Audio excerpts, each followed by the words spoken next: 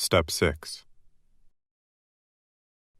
We're entirely ready to have God remove all these defects of character.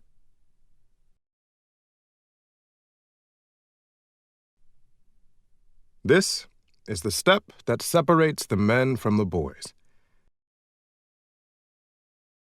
So declares a well-loved clergyman who happens to be one of AA's greatest friends.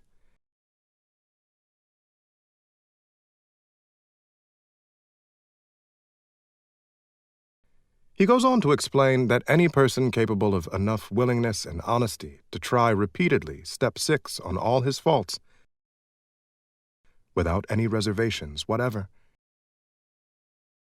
has indeed come a long way spiritually,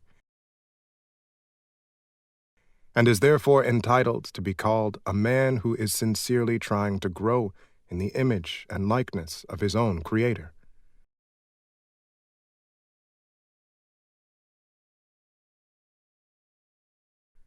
Of course, the often disputed question of whether God can and will, under certain conditions, remove defects of character will be answered with a prompt affirmative by almost any AA member.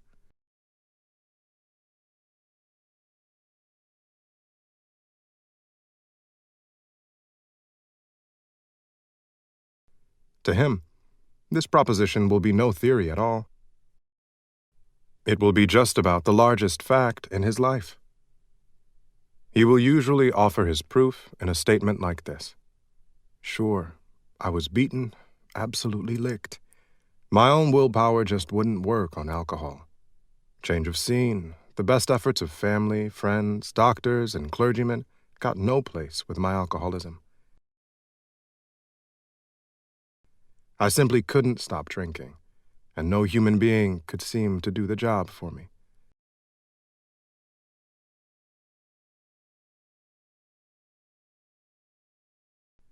But when I became willing to clean house, and then asked a higher power, God as I understood him, to give me release, my obsession to drink vanished. It was lifted right out of me.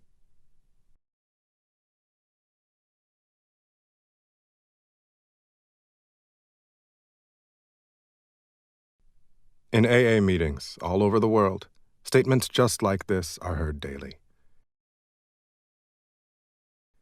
It is plain for everybody to see that each sober AA member has been granted a release from his very obstinate and potentially fatal obsession.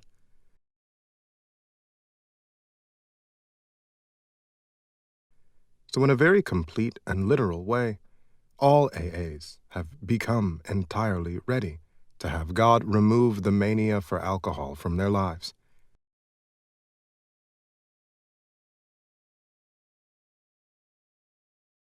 And God has proceeded to do exactly that. Having been granted a perfect release from alcoholism, why then shouldn't we be able to achieve, by the same means, a perfect release from every other difficulty or defect? This is a riddle of our existence, the full answer to which may be only in the mind of God. Nevertheless, at least a part of the answer to it is apparent to us. When men and women pour so much alcohol into themselves that they destroy their lives, they commit a most unnatural act.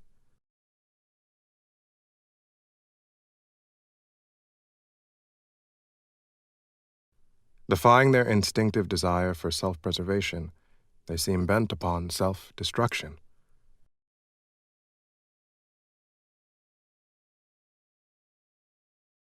They work against their own deepest instinct.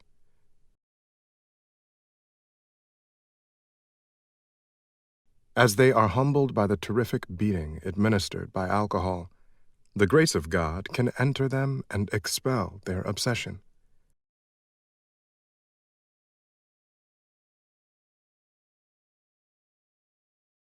Here, their powerful instinct to live can cooperate fully with their Creator's desire to give them new life.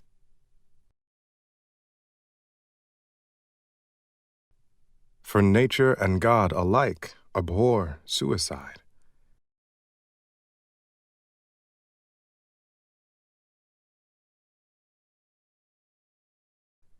But most of our other difficulties don't fall under such a category at all. Every normal person wants, for example, to eat, to reproduce, to be somebody in the society of his fellows.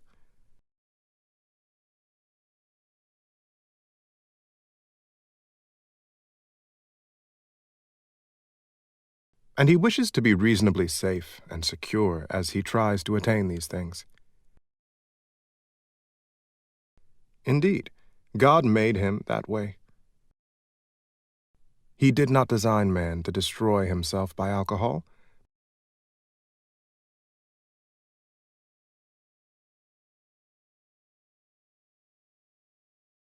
but he did give man instincts to help him to stay alive.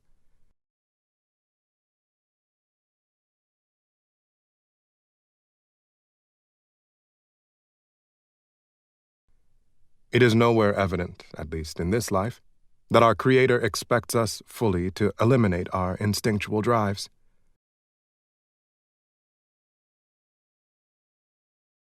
So far as we know, it is nowhere on the record that God has completely removed from any human being all his natural drives.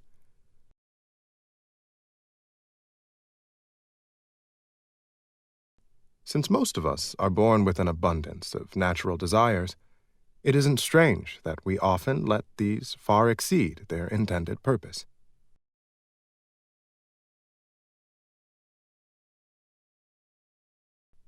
When they drive us blindly, or we willfully demand that they supply us with more satisfactions or pleasures than are possible or due us, that is the point at which we depart from the degree of perfection that God wishes for us here on earth.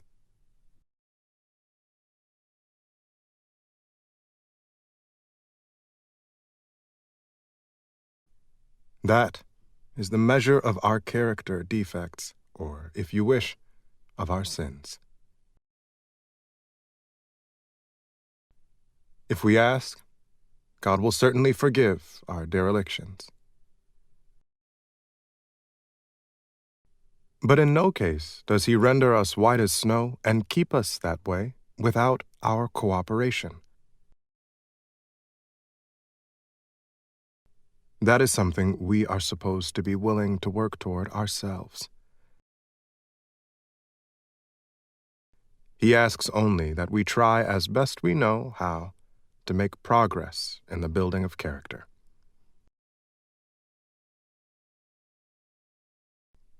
So step 6. We're entirely ready to have God remove all these defects of character, is AA's way of stating the best possible attitude one can take in order to make a beginning on this lifetime job.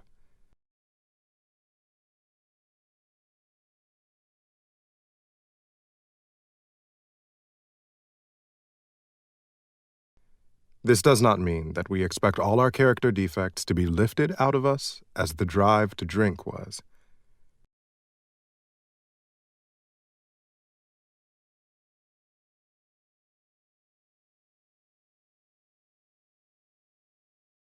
A few of them, maybe, but with most of them, we shall have to be content with patient improvement. The key words, entirely ready, underline the fact that we want to aim at the very best we know or can learn. How many of us have this degree of readiness? In an absolute sense, practically nobody has it.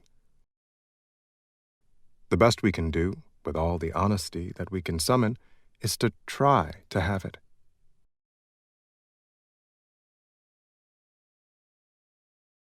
Even then, the best of us will discover to our dismay that there is always a sticking point, a point at which we say, "No, I can't give this up yet."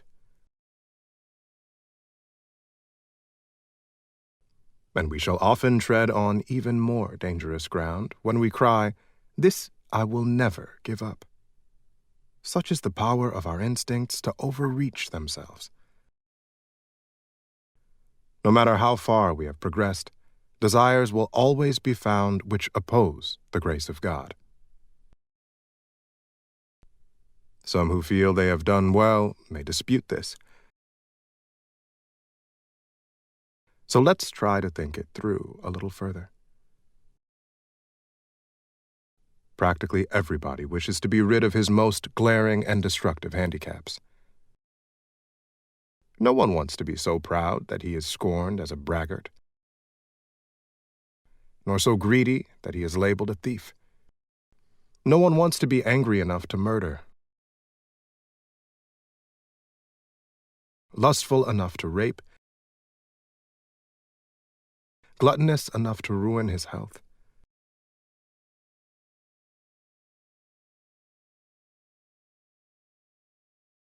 No one wants to be agonized by the chronic pain of envy or to be paralyzed by sloth.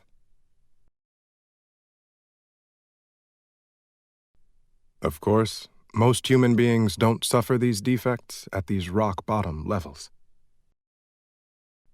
We who have escaped these extremes are apt to congratulate ourselves. Yet can we?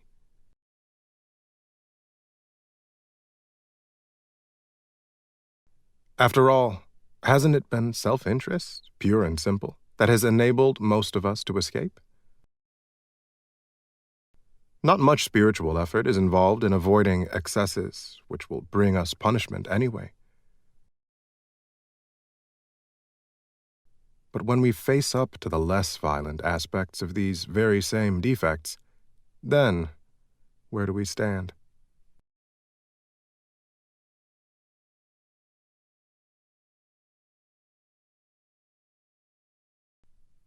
What we must recognize now is that we exult in some of our defects. We really love them. Who, for example, doesn't like to feel just a little superior to the next fellow, or even quite a lot superior? Isn't it true that we like to let greed masquerade as ambition? To think of liking lust seems impossible. But how many men and women speak love with their lips and believe what they say so that they can hide lust in a dark corner of their minds? And even while staying within conventional bounds, many people have to admit that their imaginary sex excursions are apt to be all dressed up as dreams of romance.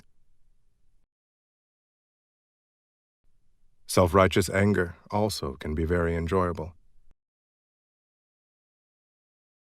In a perverse way, we can actually take satisfaction from the fact that many people annoy us, for it brings a comfortable feeling of superiority.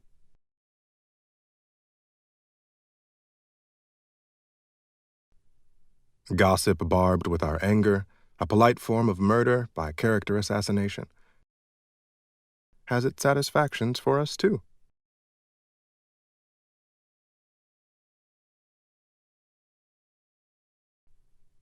Here we are, not trying to help those we criticize. We are trying to proclaim our own righteousness.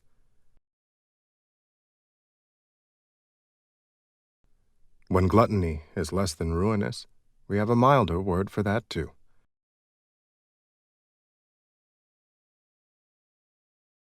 We call it taking our comfort.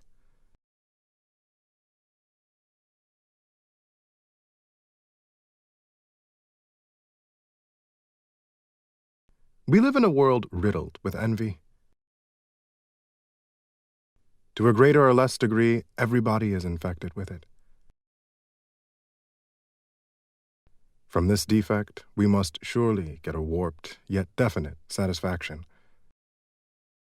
Else why would we consume such great amounts of time wishing for what we have not, rather than working for it? Or angrily looking for attributes we shall never have, instead of adjusting to the fact and accepting it?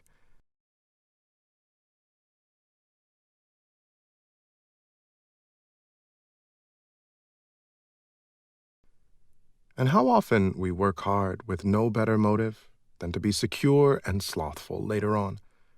Only we call that retiring.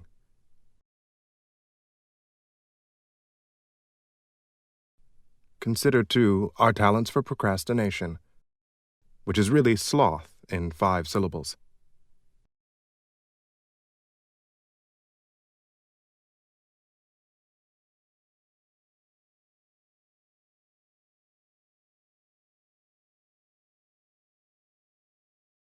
Nearly anyone could submit a good list of such defects as these, and few of us would seriously think of giving them up. At least until they cause us excessive misery.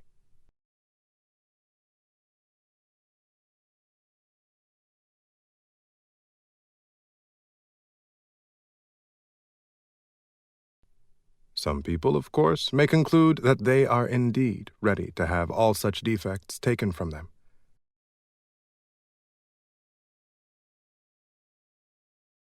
But even these people, if they construct a list of still milder defects, will be obliged to admit that they prefer to hang on to some of them.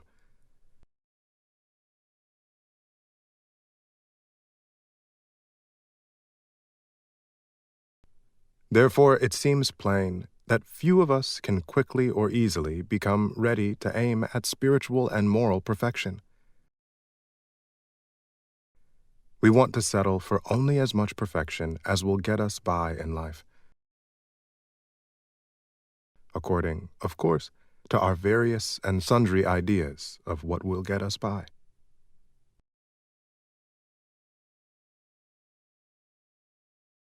So the difference between the boys and the men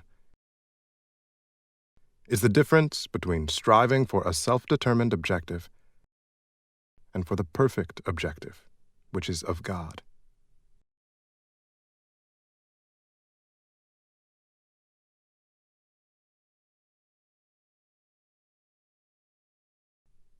Many will at once ask, how can we accept the entire implication of Step 6? Why, that is perfection.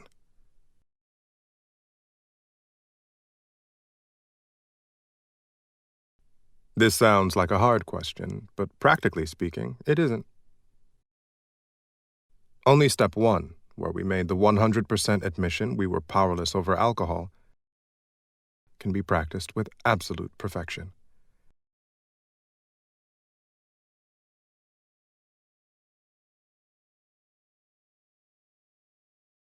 The remaining 11 steps state perfect ideals. They are goals toward which we look, and the measuring sticks by which we estimate our progress. Seen in this light, Step 6 is still difficult, but not at all impossible. The only urgent thing is that we make a beginning and keep trying.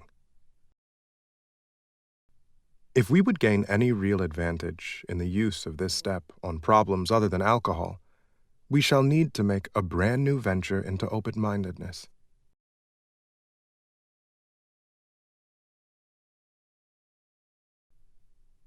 We shall need to raise our eyes toward perfection and be ready to walk in that direction. It will seldom matter how haltingly we walk. The only question will be, are we ready?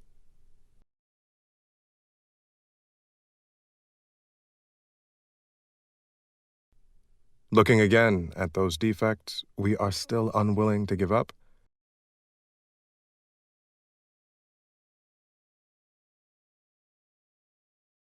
we ought to erase the hard and fast lines that we have drawn. Perhaps we shall be obliged in some cases still to say, this I cannot give up yet. But we should not say to ourselves, this I will never give up. Let's dispose of what appears to be a hazardous open end we have left. It is suggested that we ought to become entirely willing to aim toward perfection. We note that some delay, however, might be pardoned. That word, in the mind of a rationalizing alcoholic, could certainly be given a long-term meaning. He could say, "How very easy. Sure, I'll head toward perfection, but I'm certainly not going to hurry any."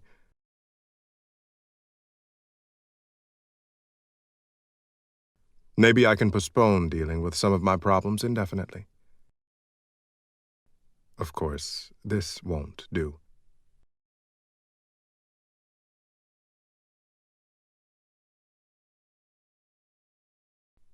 Such a bluffing of oneself will have to go the way of many another pleasant rationalization.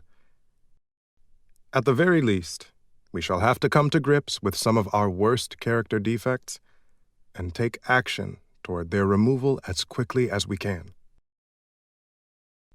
The moment we say, "No, never," our minds close against the grace of God. Delay is dangerous, and rebellion may be fatal.